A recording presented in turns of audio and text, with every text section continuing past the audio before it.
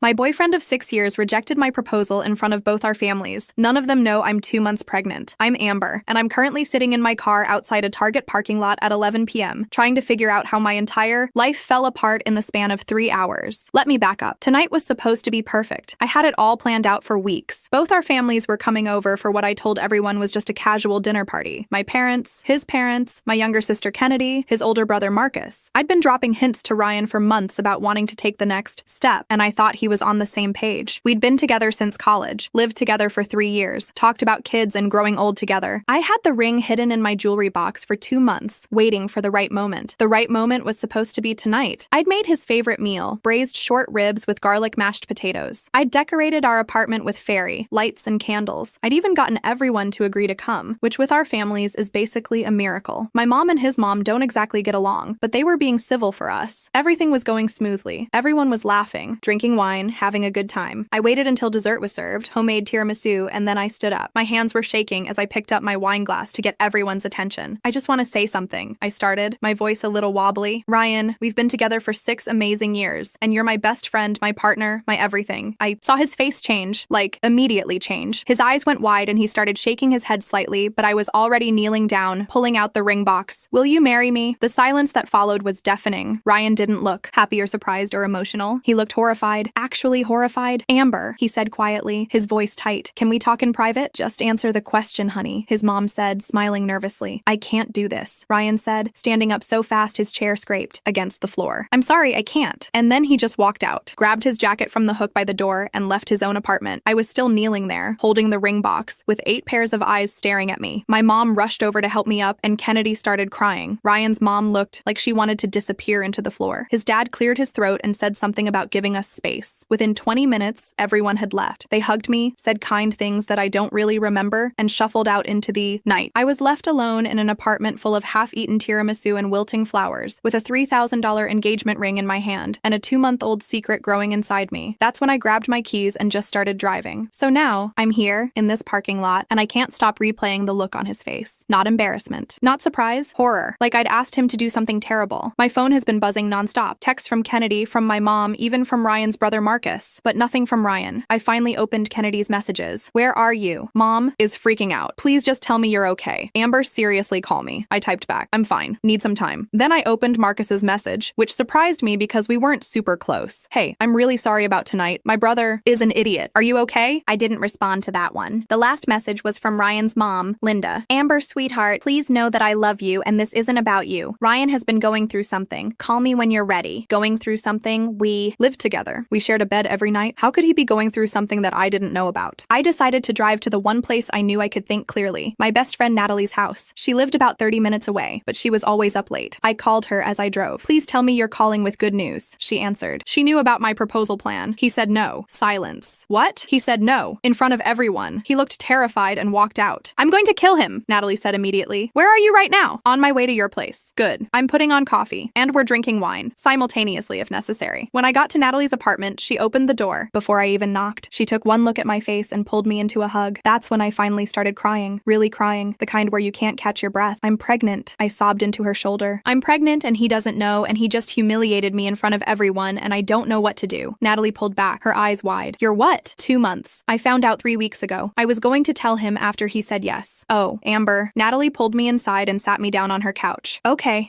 One thing at a time. Does anyone else know? Just you. And my doctor. All right, first we're going to figure out what's going on with Ryan. Then we'll deal with the rest. Do you have any idea why he would react that way? I shook my head. We've been happy. At least I thought we were. We talked about marriage all the time. He showed me rings online last month. He showed you rings? Yes. We talked about what kind I liked, what metals, everything. That's why I thought it was okay to propose to him. I thought we were on the same page. Natalie got up and poured us both coffee. She made mine decaf without asking. She was always thoughtful like that. Maybe he wanted to be the one to propose? Some guys are weird about that. Then he should have done it already, I said bitterly. And even if that was it, you don't just walk out. You don't humiliate someone like that. You're right. That was cruel. Natalie sat back down. Have you tried calling him? No, he hasn't called me either. Maybe you should. Get some answers. I pulled out my phone and stared at Ryan's contact. His photo was from last summer. We'd gone hiking and he was laughing at something I'd said, his hair messy from the wind. We looked so happy. I pressed call. It rang 4 times before going to voicemail. I tried again. Same thing. He's ignoring me, I said, my voice hollow. Or his phone died? We both knew that wasn't true. I stayed at Natalie's that night. She gave me pajamas pajamas and made up her guest room, and I lay there in the dark, one hand on my stomach, trying to understand how everything had gone so wrong so fast. My mind kept going back to the last few months, searching for signs I'd missed. Had Ryan been pulling away? Had there been clues that he was unhappy? I replayed conversations, analyzed his behavior, looked for red flags. There was that time 2 weeks ago when I'd mentioned my cousin's wedding and how beautiful it was. And Ryan had gotten quiet. I'd thought he was just tired from work. And last month, when we'd run into his college friend Michael, who'd just gotten engaged, Ryan had seemed tense the whole rest of the day. I'd chalked it up to him being stressed about a project deadline. Were those the signs? Had I been so caught up in my own excitement about our future that I'd missed him pulling away? The next morning, I woke up to 17 missed calls. Most were from Kennedy, a few from my mom, 2 were from Linda, and 1 was from Marcus. I called Marcus back first, which probably should have seemed weird to me, but nothing felt normal anymore. Amber, hey, he answered immediately. Are you okay? Where are you? I'm at a friend's. Why are you calling me? He hesitated. I think we need to talk. About Ryan. My heart started pounding. What about him? Not over the phone. Can we meet? Somewhere? Like a coffee shop? Marcus, just tell me. Please, this is important, and it's not something I can just text you. There was something in his voice that scared me. Okay, there's a coffee place on Maple Street, the one with the green awning. I know it. I can be there in an hour. Fine. I hung up and immediately went to find Natalie, who was making breakfast in the kitchen. Marcus wants to meet me, I said. He says he needs to talk about Ryan. Natalie turned around, spatula in hand. That's weird, right? Why would his brother want to talk to you? I don't know, but he sounded serious. I'm coming with you. Nat, not negotiable. You're not going alone. An hour later, we were sitting in a corner booth at the coffee shop. I was nursing a chamomile tea and trying not to throw up from nerves when Marcus walked in. He looked terrible, like he hadn't slept. His hair was disheveled and there were dark circles under his eyes. He slid into the booth across from me and nodded at Natalie. Hey, Natalie said coolly. Thanks for meeting me, Marcus said, looking at me. I wasn't sure if you would. What's going on, Marcus? Where's Ryan? He's at his parents' house. He showed up there last night after everything. Okay, and Marcus rubbed his face. Look, I'm going to tell you something, but you have to understand that I only found out about this a few months ago, and I've been trying to get him to tell you, but he wouldn't listen. My blood went cold. Tell me what? Ryan's been having panic attacks, bad ones. He's been seeing a therapist for about 4 months now. Whatever I'd been expecting, it wasn't that. What? Why? About what? About commitment, about marriage, about becoming his dad. I felt like I'd been slapped. His dad? What's wrong with his dad? Marcus laughed, but it wasn't a happy sound. You really don't know? I thought Ryan would have told you by now. Told me what? He looked uncomfortable. Our parents almost got divorced 5 years ago. Dad had an affair with a woman from his office. It went on for 2 years. Mom found out and it nearly destroyed everything. They went to counseling and worked it out, but Ryan, he took it really hard. He worshipped Dad. Finding out he was capable of that kind of betrayal messed him up. I sat back, my mind reeling. 5 years ago? I'd been dating Ryan for a year at that point. I remembered him being distant for a while, but he'd said it was work stress. Why didn't he tell me? Because he was ashamed. He didn't want you to think differently of our family. And at first, I think he thought he could just get over it. But then you guys started getting serious, and the panic attacks started. Every time marriage came up, he'd spiral. So he's been lying to me, pretending he wanted to get married when he's actually terrified of it? It's not that simple, Marcus said quickly. He does want to marry you. He loves you. He's just scared he's going to end up like Dad, that he's going to hurt you the same way. That's ridiculous, Natalie interjected. Ryan's not his father. He makes his own choices. I know that. You know that. But trauma doesn't work that way. I felt tears burning in my eyes again. He should have told me, Marcus. We could have worked through it together. I know. I told him that. Multiple times. He was supposed to talk to you about it last month, but he kept chickening out. So instead, he just humiliated me in front of our entire family. Marcus winced. That wasn't supposed to happen. He panicked. I'm not defending him. What he did was wrong, but I thought you should know the truth. Is there anything else? I asked, my voice sharp. Any other massive secrets Ryan's been keeping from me? Marcus hesitated, and my stomach dropped. What? I demanded. It's not a secret exactly. More like something he's been struggling with that he hasn't told you about. Marcus, I swear to God, he's been having nightmares about the wedding. About standing at the altar and then just walking away, leaving you there. He wakes up in a cold sweat sometimes. I know because he called me at 3 a.m. a few weeks ago. Completely panicked. I felt sick. He called you, but he couldn't. Talk to me? He didn't want to worry you. He thought he could work through it with his therapist before it became a problem. Well, it became a problem, I said bitterly. I stood up abruptly. I need air. I walked outside and Natalie followed me. We stood on the sidewalk while I tried to process everything. He's been in therapy for 4 months, I said to no one in particular. 4 months and he never said a word. He's been having nightmares about leaving me at the altar and he never thought to mention it. Amber, Natalie said gently, what do you want to do? That's when it hit me. The question I'd been avoiding since last night. What did I want to do? I was pregnant with Ryan's baby. We lived together. We'd built a life together. But he'd kept this enormous secret from me. Let me propose without warning me how he'd react, and then abandoned me without an explanation. I need to talk to him, I said finally. Face to face. Are you sure you're ready? No, but I don't have a choice. I pulled out my phone and texted Ryan. We need to talk today. He responded within seconds. I know. Can Can you come to my parents' house? Something about that felt wrong. No, neutral territory, the park by the lake, 1 hour. Okay, I went back inside and told Marcus. He nodded. I'll tell him. And Amber, for what it's worth, I really am sorry. I should have pushed him harder to tell you. Yeah, I said. You should have. Natalie drove me to the park. She offered to wait in the car, but I told her to go home. I needed to do this alone. Ryan was already there when I arrived, sitting on a bench overlooking the water. He stood up when he saw me, and for a second, we just stared at each other. He looked awful. His eyes were bloodshot, and he was wearing the same clothes from last night. Hi, he said softly. Hi, I'm sorry. Don't. I held up my hand. Don't start with sorry. Start with the truth. He nodded and sat back down. I sat next to him, keeping a careful distance between us. Marcus told you, he said. It wasn't a question. He did. But I want to hear it from you. All of it. Ryan took a deep breath. When I found out about my dad's affair, something broke in me. I stopped believing in forever, in promises, in the idea that people actually keep their vows. I watched my mom fall apart, watched my dad lie straight to her face for 2 years, and I realized that everyone's capable of that, including me. So you decided we couldn't get married because you might cheat on me? I decided we couldn't get married because I refused to put you through what my dad put my mom through. What if I get bored? What if I meet someone else? What if 20 years from now I do something unforgivable? Ryan, that's not how life works. You can't control the future. I know. That's what my therapist keeps saying. But knowing it and believing it are two different things. He turned to look at me and his eyes were red. When you got down on one knee last night, I had a full-blown panic attack. I couldn't breathe. All I could think about was how I was going to fail you, how I was going to destroy you eventually, and I ran. I know that makes me a coward. It does, I said, and my voice was harder than I intended. But you know what makes you an even bigger coward? Not telling me any of this. Letting me think we were on the same page. Letting me plan a proposal and humiliate myself when you could have just been honest. I tried to tell you so many times, but I didn't want you to leave me. So instead you made me look like a fool? He flinched. You're right. You're completely right. I handled this in the worst possible way. We sat in silence for a minute, watching ducks paddle across the lake. Marcus told me about the nightmares too, I said quietly. Ryan's whole body tensed. He shouldn't have. Yes, he should have. Someone needed to be honest with me since you clearly weren't going to be. Amber, how many times, Ryan? How many times did you wake up in a cold sweat, terrified of marrying me and then roll over and pretend everything was fine? It wasn't like that. The nightmares weren't about not wanting to marry you. They were about failing you. There's a difference, is there? Because from where I'm sitting, it all feels the same. Ryan ran his hands through his hair, a gesture I'd seen 1,000 times when he was stressed. I love you more than anything in this world. That's never been in question. But I'm so scared of turning into my father that I've been paralyzing myself. And my therapist keeps telling me that by not dealing with my fear, I'm actually creating the exact situation I'm afraid of. Pushing you away, hurting you, destroying our relationship. Your therapist is right. I know. Do you love me? I asked quietly. More than anything. Then why does that feel like a lie right now? It's not a lie, Amber. I love you so much it scares me. That's the whole problem. I turned to face him fully. I need to tell you something. He looked at me, waiting. I'm pregnant. The color drained from his face. What? 2 months. I found out 3 weeks ago. I was going to tell you after the proposal. Ryan stood up like he'd been shocked. You're pregnant? With our baby? Yes, Ryan. Our baby. He started pacing, running his hands through his hair. Oh my God, this is too much? I supplied bitterly. Yeah, I'm getting that impression. No. That's not. I need a minute. I need to think. You need to think? I've had 3 weeks to think. And you know what I thought? I thought we were going to be a family. I thought you'd be happy. I thought we'd figure it out together. But clearly I was wrong about everything. Amber, please. No. I stood up, too. You don't get to do this, Ryan. You don't get to keep me in the dark and then panic every time life throws us a curveball. Either you want this, us, this baby, a future, or you don't. And you need to figure that out right now because I'm not going to spend the next 7 months waiting for you to run away again. I want it, he said desperately. I want all of it. I'm just terrified. So am I. Do you think I'm not scared? I'm 28 years old. I make $45,000 a year, and I'm about to be responsible for an entire human life. I'm scared, but I'm not running away because you're braver than me. No, because I trust myself, and I thought I could trust you. His face crumpled. I've ruined everything, haven't I? I wanted to say yes. I wanted to make him hurt the way I was hurting, but instead I said, I don't know yet. I need time to think about what I want. Are you breaking up with me? I'm saying I need space. I'm going to stay with Natalie for a while. You can stay at the apartment or with your parents, I don't care, but I need time to figure out if I can forgive this. Can I call you? Eventually, but not yet. I started walking away, then stopped and turned back. Ryan, you should know that. Your dad's choices aren't your choices. You're not him. And if you can't see that, then maybe we don't have a future anyway. I left him standing there by the lake. The next 2 weeks were the hardest of my life. Honey, are you still planning to stay with him? I don't know, Mom, because you don't have to. You know that, right? You can come home. Your father and I will help you with whatever you need. The offer made me cry. Thanks, Mom. I just want you to know that you have options. You're not trapped. But I felt trapped. Trapped by love, by history, by the life growing inside me that tied me to Ryan, whether I wanted it to or not. Kennedy visited twice. The first time she brought ice cream and trashy magazines and tried to distract me. The second time she was more direct. Have you you talked to him at all? She asked, sitting cross-legged on Natalie's couch. No, he's texted a few times, but I haven't responded. What did the text say? I pulled out my phone and showed her. I'm still at my parents'. Take all the time you need. I'm still going to therapy, twice a week now. I miss you. Please let me know you're okay. Kennedy read through them, her expression unreadable. He sounds miserable. Good. Amber. What? He should be miserable. He humiliated me, Kennedy, in front of everyone. And then I find out he's been hiding this huge issue for months. He deserves to be miserable. I'm not defending him. What he did was wrong, but he clearly loves you. Love isn't enough, I said, and saying it out loud made it feel true. Love isn't enough if there's no trust, no honesty. Kennedy was quiet for a moment. Are you going to tell him about the baby? I already did. That day at the park. And he freaked out, said he needed time to think. He's an idiot. Yeah, he is. Even Linda reached out, asking if we could have coffee. I ignored the first two texts, but when she sent a third one that just said, "Please, Amber, I need to talk to you about something important," I finally agreed. We met at a quiet cafe on the other side of town, somewhere I knew we wouldn't run into anyone we knew. Linda looked older than I remembered. There were new lines around her eyes, and her hair had more gray in it. "Thank you for meeting me," she said as we sat down with our drinks. "I wasn't sure you would. I almost didn't. I understand." She wrapped her hands around her mug. "I wanted to apologize. For Robert, for the affair, for not telling you what was going on with Ryan. You knew about his panic attacks? Not until recently. Marcus told me about a month ago. I tried to talk to Ryan, but he wouldn't open up to me. I think he was ashamed. Or angry at me for staying with Robert. Maybe both." I took a sip of my tea, not sure what to say. "I need to tell you something," Linda continued. "Something I've never told anyone except my therapist. When I found out about Robert's affair, my first instinct was to leave, to pack up and file for divorce and never look back. Why didn't you? Because I realized that what Robert did was Robert's choice. It wasn't about me or our marriage or anything I did wrong. It was about him being selfish and weak, and I had to decide if I could forgive that, if the man he was trying to become was worth staying for. And you decided he was? Eventually. But it took a long time and a lot of therapy. And I still have days where I question it." She looked at me directly. "Ryan is terrified of making the same mistake his father made. But what he doesn't understand is that the fear itself is what's pushing you away, not some inevitable future. Betrayal? I know that, but how do I help him see it? I don't think you can. I think he has to figure it out himself. All you can do is decide what you're willing to wait for and what you're not." We talked for another hour. Linda told me about the affair, how she'd found out, how Robert had confessed, how they'd almost lost everything. She told me about the counseling, the slow rebuild of trust, the moments where she'd almost given up. "I'm not telling you to stay with Ryan," she said as we were getting ready to leave. "That's your choice. But I am telling you that people can change, if they want to badly enough, and if they're willing to do the work. What if the work isn't enough? Then at least you'll know you tried, and you won't spend the rest of your